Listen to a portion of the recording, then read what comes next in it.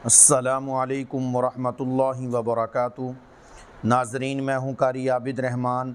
आप देख रहे हैं यूट्यूब चैनल।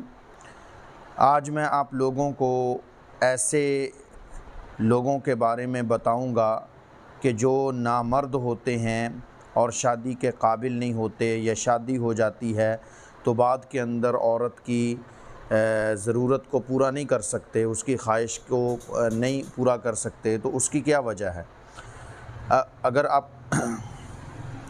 अगर अभी तक आप लोगों ने हमारा चैनल सब्सक्राइब नहीं किया तो सबसे पहले चैनल को सब्सक्राइब कर लें और साथ वाले बेल आइकन के बटन को क्लिक कर दें ताकि हर आने वाली वीडियो सबसे पहले आप लोग देख सकें।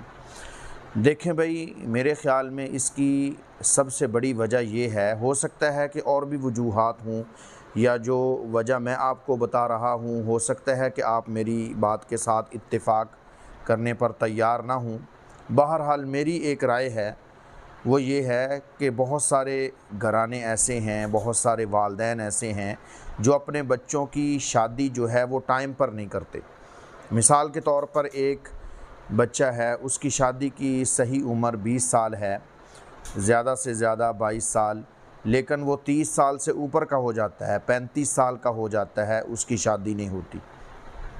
तो शादी का ना होना ये भी इंसान को ख़राब कर देता है, गलत कामों के अंदर मुलव्वस कर देता है, जिसकी वजह से वो अगर तो मुश्तज़नी पर लग गए तो बीवी के काबिल नहीं रहेंगे, अगर वो ज़िना पर लग गए तो शादी के काबिल बिल्कुल नहीं रहेंगे।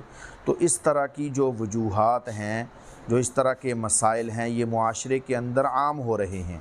तो हमें चाहिए कि हम जो है इस चीज़ पर काबू पाएँ और जितना जल्दी हो सके, ये दीनी मामला है, ये एक दीन का मसला है।